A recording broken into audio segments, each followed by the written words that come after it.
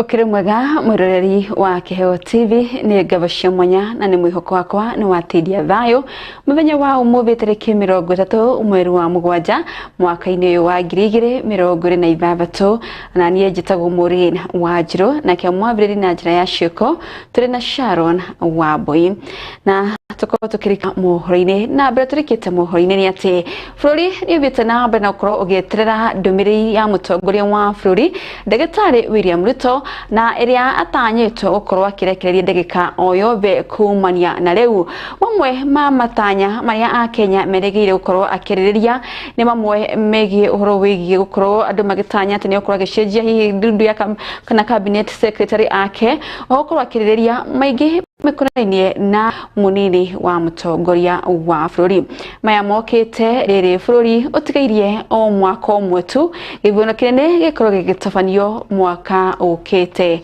mweri-ini wa kanana mbere arekereirie Ndumiriri ni natuko tugikurehera imwe kwa imwe tuko tugikumenyithia maria tukuharireirie methino ya mohoro. Minister wa motungata ma muingi Joy Friruku ni oritie atongoria a kiama kia ODM gutigana na miario ya kunyotera gituro kia munini wa president rukugite giturwa giki kana gitigiki ni gikarirwo ni Professor Kithure Kindiki na nowe uguthie na mbere na gugikarira.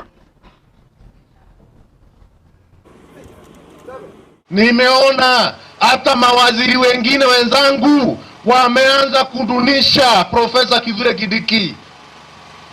Mawaziri wenzangu wameanza kudunisha Profesa Kithure Kindiki. Mimi nasema kama ni mambo ya ODM, hata sisi tunaweza kuwa members of ODM. Hata sisi tunaweza ingia kwa hiyo chama ya ODM na tuhakikishe ya kwamba Profesa Kithure Kindiki ni member wa ODM na ndiye atakuwa naibu wa rais wa Daktari William Ruto 2027 kuelekea 2032. Kiti ya naibu wa rais iwezi toka, hatuwezi nyang'anywa na mtu yoyote. Kiti ya naibu ya rais ambao Profesa Kithure Kindiki amekalia, nobody can tunyas. Nataka niseme namna hiyo kwa sauti nikiwa kona hii ya Meru.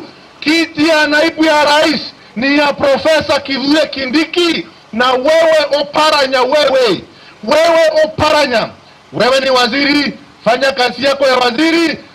Hatutaki uendelee kutukera, hatutaki uendelee kutukera. Na kama ni negotiation ya chama ya ODM, hata sisi tunaweza kuwa members of ODM, na hata sisi Profesa Kithure Kindiki anaweza kuwa member wa ODM. Lakini kiti ya naibu wa rais ya kona hii ya mlima, hakuna mtu yoyote anaweza tunyang'anya hiyo kiti. Ndio mnasema nifanye hivyo? Yaani Gachagua anakuja kutuambia kwake anatembea na barabara mpaka ya lami.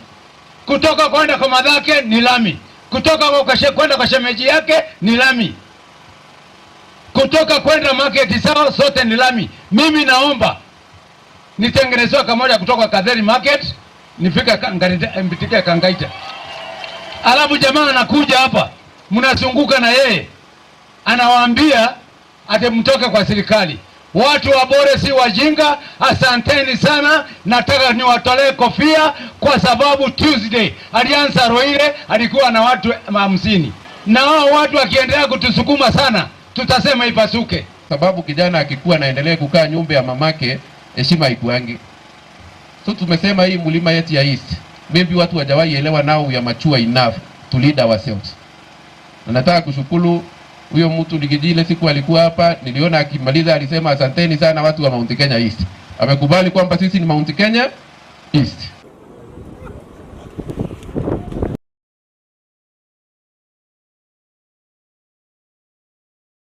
Tugithie na mbere kanjo ya gĩbũrũri na ya ũkinyanĩria wa ihoto ni yambĩrĩirie gwĩthagathaga nĩ ũndũ wa gĩthurano kĩnene kĩa mwaka ũkĩte.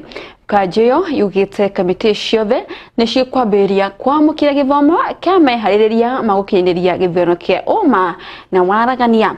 Mutongoria wa thitango cia muingi Reson Igonga ni arutire mukana ateti na aria maratheremia miario ya rumena na ucogeri akiuga ni mekorwo magitacokerio makinya ma kiwatho. Mucirithania munene Martha Koome ni oritie honge ciothe cikorwo ikirutithania wira na kio kiingi. And agreed that interagency coordination and partnership is essential for a peaceful and orderly electoral environment. Following a briefing by the IEBC, the NCAJ agreed to reactivate all our committees on election preparedness.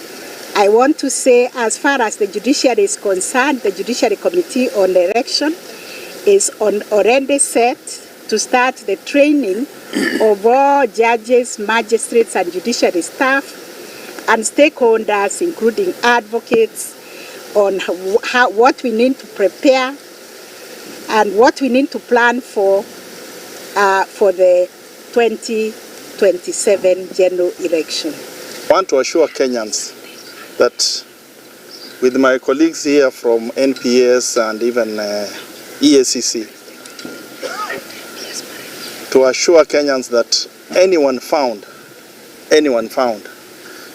and in my case, we don't have categories, whether it's government, opposition, ours it's Kenyans. Anyone found culpable in Goonism will be dealt with accordingly. This also applies to the issue of inflammatory statements which are being made by politicians across the divide. We will also, in collaboration with the DCI and NCIC, deal with these kind of characters so that they are brought to book.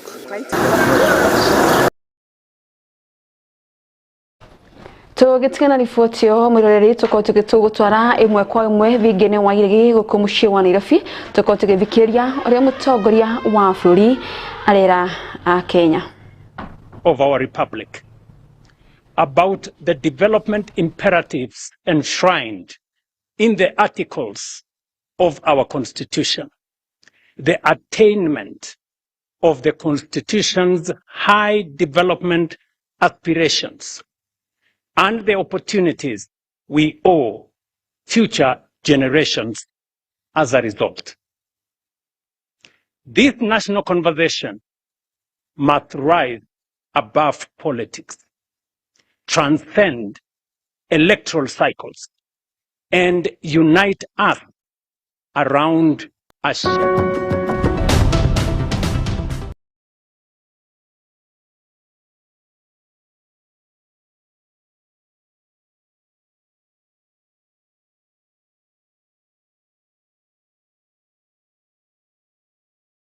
importantly inspired the promulgation of our new constitution. As Vision 2030 approaches its horizon, our responsibility is not simply to replace it with another government document or plan. Our responsibility is far greater under the 2010 Constitution, that is, to craft National Development Charter that gives effect to the development imperatives enshrined in the Constitution and to decide together what kind of Kenya we want to build over the next generation and beyond. That conversation belongs to each one of us and to all of us. But before we decide where we should go next, we must first reflect honestly on the journey we have traveled. Since our independence more than 6 decades ago, the world has witnessed 3 great waves of industrialization and economic transformation, and Kenya has stood at the threshold of each one of them. Each wave lifted hundreds of millions of people out of poverty, transformed low-income economies into high-income nations, and created new centers of high economic growth, manufacturing, innovation, and global prosperity. The first unfolded between the 1960s and 80s. It involved the East Asian tigers, including South Korea, Singapore, Taiwan, and Hong Kong, which transformed themselves into prosperous, high-income, industrialized economies. The second was in the late 1970s. China, together with Malaysia, Thailand, Indonesia, and Mauritius, embarked on bold economic reforms that lifted hundreds of millions of their citizens out of poverty and transformed their economies into globally competitive manufacturing and investment hubs. The third wave began in the early 90s. Vietnam, India, Bangladesh, and Cape Verde embraced reforms, expanded exports, attracted investments, and fundamentally changed the trajectory of their economies within one generation. Our country was present in all these major developments, but we did not take full advantage of them. In 1965, for example, Kenya and South Korea each had a GDP per capita of approximately $110. Today, South Korea exceeds $36,000 compared to ours of $2,400, a multiple of 15. In 1980, when China began its economic reforms, its GDP per capita stood at approximately $200. Kenya's was then $450. China overtook us and today has a GDP per capita exceeding $14,000, a multiple of 6 compared to ours. When Vietnam embarked on economic reforms in the early 90s, Vietnam's income per person was roughly half ours. Today, Vietnam's GDP per capita stands at approximately $5,000, more than double ours. Bangladesh has followed a similar remarkable path. Even more sobering is the fact that we are now being challenged by countries much closer to home. Ghana's GDP per capita is about $3,200, roughly 30% higher than ours. While Zimbabwe, after enduring decades of profound economic hardship, has recovered to a GDP per capita of about $3,000, now slightly exceeding ours. The question we must ask ourselves candidly and honestly is why other nations have fulfilled so much of their potential while we have repeatedly fallen short. More importantly, what must we now do differently to ensure that the next chapter of Kenya's development story is fundamentally different from the last? Fellow citizens, there is, however, some good news. We can We must and we shall together get it right this time round. History rarely announces the arrival of defining moments. Yet there are occasions when the forces shaping the world create opportunities that come perhaps once in a generation. I believe we are on the threshold of one such historic moment. I believe so for 4 compelling reasons. First, 4 years ago, our priority as a nation was not to imagine Kenya's next chapter. It was to survive global economic turbulence, restore stability, rebuild confidence, and place our economy back on a firm foundation. Together, we achieved that. We have restored macroeconomic stability. We have stabilized our currency.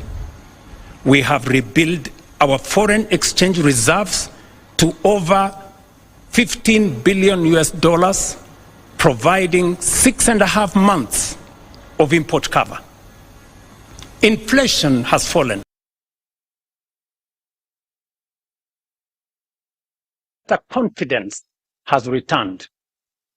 Last year, for example, Kenya attracted a record $3.2 billion in foreign direct investment, more than double the amount recorded in 2022. The 2025 IMD World Competitiveness Ranking placed Kenya as the most competitive economy in Africa, reflecting the confidence our reforms have restored. Because we have restored stability, rebuilt investor confidence, and laid a firm foundation for our economy, now is the perfect opportunity for Kenya to begin shaping the next phase of our national development. That is why, in my State of the Nation address last year, I challenged us to begin thinking beyond the immediate demands of today and to start imagining a futuristic roadmap for our nation. That was not simply a call to dream. It was a call to prepare and an invitation to begin building the institutions that will support Kenya's long-term transformation. That journey has already begun. We have already established the National Infrastructure Fund to ensure the investments essential for Kenya's transformation are financed sustainably. It is also why we have established the Sovereign Wealth Fund to preserve and invest the wealth of our nation so that today's prosperity becomes tomorrow's opportunity, shared fairly between present and future generations. Together, these institutions represent more than new opportunities. They embody a philosophy of nation building that lasting prosperity is built through institutions that outlive governments, inspire long-term investment, safeguard intergenerational wealth, and provide confidence in our economy. The second reason why I believe this is our moment is because our current roadmap is approaching its destination. Vision 2030 has brought us this far, but it is approaching its horizon. It has served Kenya well.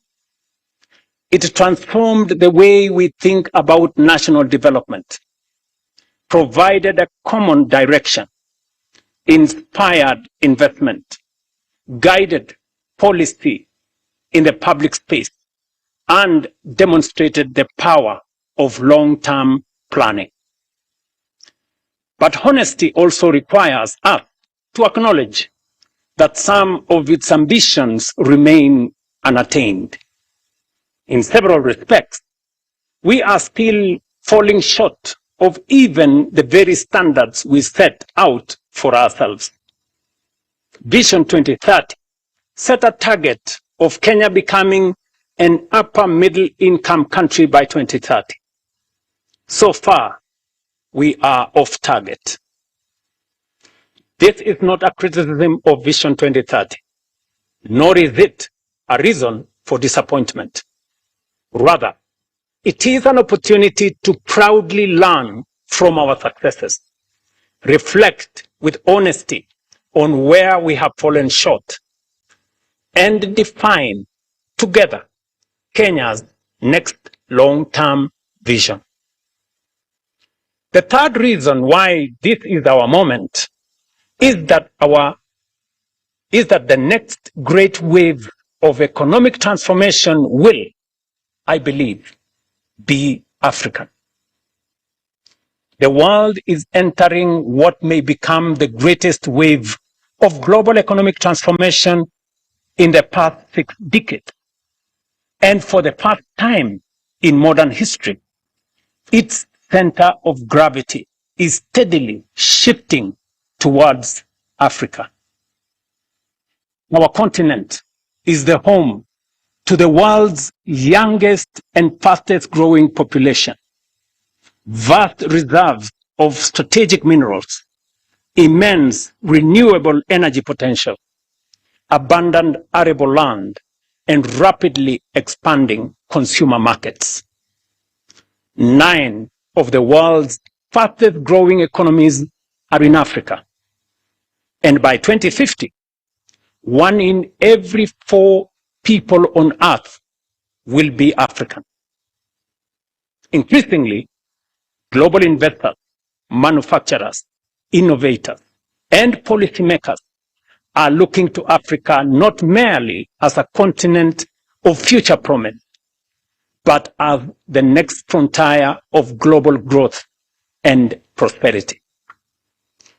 While we may not take full advantage of the previous 3 great waves of global transformation, we have a historic moment and a once-in-a-lifetime opportunity, not just to be part of, but to lead the next transformation.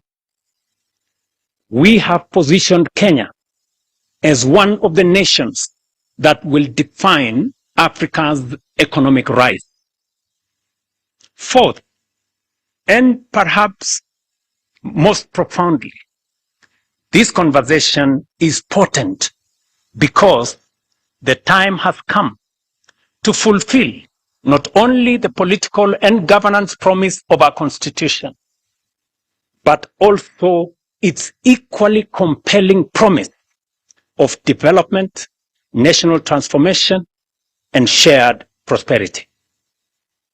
Fellow citizens, the Constitution envisages both a democratic and a wealthy and prosperous nation. Democracy allows us to organize power, protect liberties, and govern ourselves. Through our democratic institutions, our laws and policy reforms, we have steadily transformed that constitutional principle into a proudly democratic national culture. The next chapter of our national transformation journey is to operationalize the Constitution's development charter. The Constitution establishes our national development mandate. It requires us to build a wealthy, economically developed, and prosperous nation, and defines what government must ultimately achieve. A nation that is just, inclusive, and sustainable. A nation where every Kenyan, regardless of circumstance or place of birth, has a genuine opportunity to thrive. Taken together, the provisions of our Constitution reveal something profound. They affirm that the purpose of state power is not simply to administer the affairs of state, but to expand opportunity, promote human dignity, create wealth, and improve the lives of citizens. Development, therefore, is not simply a policy preference of those who govern. It is a constitutional imperative for the governed. While the Constitution's preamble commits us to build a nation founded on human rights, equality, freedom, democracy, social justice, and the rule of law, Article 10 of our Constitution speaks to patriotism, integrity, accountability, and sustainable development as among our highest national values. Moreover, our Constitution in Article 43 guarantees every Kenyan the right to the highest attainable standard of health, accessible and adequate housing, and reasonable standards of sanitation, freedom from hunger, and adequate food of acceptable quality, clean and safe water in adequate quantities, social security, and education. Together, we must ask ourselves what these constitutional guarantees should mean in practice. What should an education system worthy of our constitutional promise look like? What should define accessible and adequate housing for every Kenyan? What kind of health system is required to secure the highest attainable standard of health as is provided for in the Constitution? How do we ensure that no Kenyan experiences the indignity of hunger and that every family has access to adequate food of acceptable quality? How do we guarantee universal access to clean and safe water, meaningful social protection, and the opportunity for every citizen to live a life of dignity?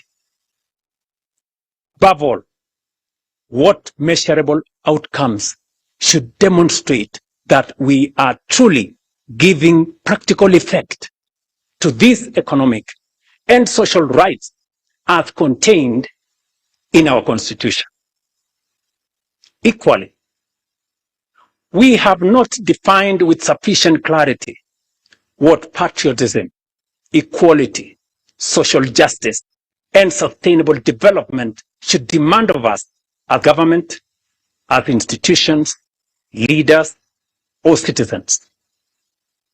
Yet, these constitutional aspirations cannot fulfill themselves. We must, as a nation, collectively define the standards by which they should be measured and establish a common national development charter for their realization. Until we do so, our development and progress will remain subject to the ebb and flow of political expediency, changing priorities, competing interpretations, and fluid guesswork. A national development charter for the attainment of these noble constitutional imperatives cannot be designed by politicians alone, nor by any single institution, profession, or interest group. It must be shaped by the people of Kenya themselves through an open, inclusive, and honest national conversation. For the Constitution belongs to the people, and so too must the vision that gives it practical expression. They demand the wisdom of our farmers and workers, the ingenuity of our entrepreneurs and innovators, the experience of our professionals and scholars, the moral leadership of our faith communities, the energy of our young people, and the participation of every patriotic citizen who believes in Kenya's future. Such a development charter will succeed when anchored on strong institutions, institutions that enable rather than obstruct, that solve problems rather than multiply, that encourage enterprise rather than frustrate, and that make it easier for people to work, invest, innovate, build, and create wealth. Great nations, fellow citizens, are never built by chance. They are built by design, by discipline, and by deliberate, focused national purpose. Ours should be no exception. National development must never be left to chance or short-term politics. It must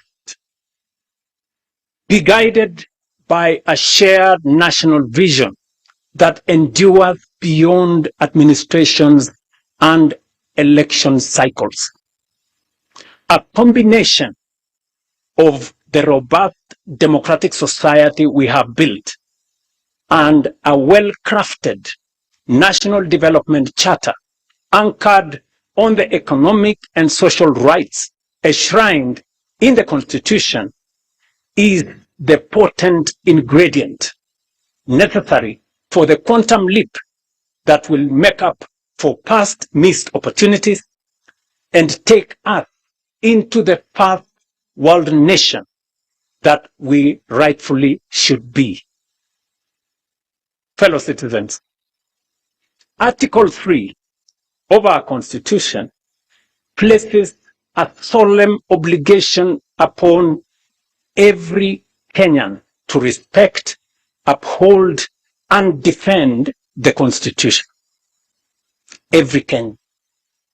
That duty extends beyond merely safeguarding its provisions. It obligates each one of us to build a broad national consensus on the destiny of our republic. The future of Kenya is too important to be left to politicians alone. It must be imagined, shaped, and built by each one and all of us. Patriotism, therefore, is not only measured by what we say about our country. It is also measured by what we contribute to it, what we build for it, and what we protect within it. Once we, as a people, define the national framework for realizing the aspirations in our Constitution, we will have settled the question of our destiny. Thereafter, the true contest of democracy should be about who has the best ideas, the soundest policies, and the best capability to take us there faster, more efficiently, and more inclusively. That is the political competition our nation deserves. This, ladies and gentlemen, is not a theoretical discourse. The decisions we make today will determine whether our constitution becomes the greatest instrument of our national transformation in our history, or the greatest opportunity we missed. The defining task of our generation, therefore, is to forge a shared national development charter that translates constitutional aspirations into deliberate action, measurable progress, and lasting national transformation. This is how constitutional ideals become possibilities. This is how rights become opportunities. This is how aspirations become achievement. And this is how prosperity becomes lived reality. We must not merely state what our Constitution says. We must fulfill its highest purpose. Fellow citizens, this is the conversation I invite our nation to have. It is not a conversation about producing another government document. It is about forging a new national consensus on the country we intend to become and the standards by which we shall measure our progress. It is about translating constitutional ideals into measurable development outcomes, outcomes into better lives, and better lives into national transformation and shared prosperity. If the defining achievement of those who came before us was to give Kenya a constitution worthy of our aspirations, then the defining responsibility of our generation is to build a nation worthy of that constitution.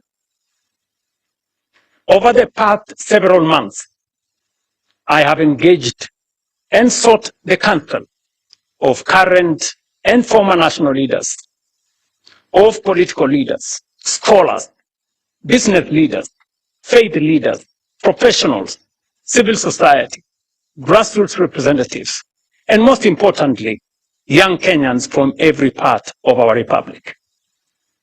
Those interactions reinforced one conviction above all: a vision worthy of guiding Kenya for the next generation cannot be written by government. It cannot be crafted by a handful of experts, however distinguished they may be. Nor can it emerge from a single institution or political formation. It must be forged through a genuinely people-driven, citizen-centered, and future-focused national process. One that draws upon the collective wisdom, experience, imagination, and aspirations of the Kenyan people, while remaining open to the very best ideas the world has to offer. It was in that spirit that I invited Professor Hiroyuki Hino, Professor Anyang' Nyong'o, and their distinguished colleagues to begin examining Kenya's future beyond the Vision 2030. Last week, I had the honor of receiving their proposals on strategic guidelines for Kenya's long-term national transformation. The thrust of their proposal is both ambitious but also achievable. That Kenya can become a prosperous, high-income, industrialized, and globally competitive nation within one generation, provided we remain united in purpose, disciplined in execution, and unwavering in our commitment to long-term national transformation.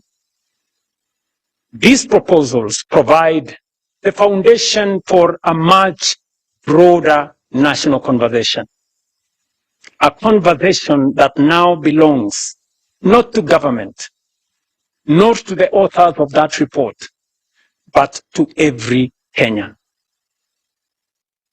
fellow citizens, somewhere in Kenya tonight is a child too young to understand this address. Some may never remember Vision 2030. Others may never remember even this conversation, but they will live in the Kenya we choose to build. That is why this landmark national conversation is a once-in-a-lifetime opportunity. It is about all of us and also the generations that will inherit the republic we will leave behind. Our Constitution places public participation at the very heart of governance. It is therefore not merely my desire, but my constitutional duty to ensure that the national vision which succeeds Vision 2030 is shaped through an inclusive, transparent, people-driven, and genuinely national process. Accordingly, on Wednesday, the 12th of August, 2026, we shall formally launch a national conversation on Kenya's future beyond Vision 2030, the most consequential exercise in national reflection and public participation since the promulgation of our Constitution in 2010. We shall bring together every institution of our republic, every county and every generation, leaders from political parties, the private sector, workers' organizations, faith communities, universities, professional associations, innovators, civil society, our creative industry, and above all, our young people will be at the center. In 2010, we gave ourselves a constitution worthy of our dreams. The task of our generation is to build a nation worthy of that constitution. We have secured the foundations of our democracy. Let us now secure the foundations of our prosperity.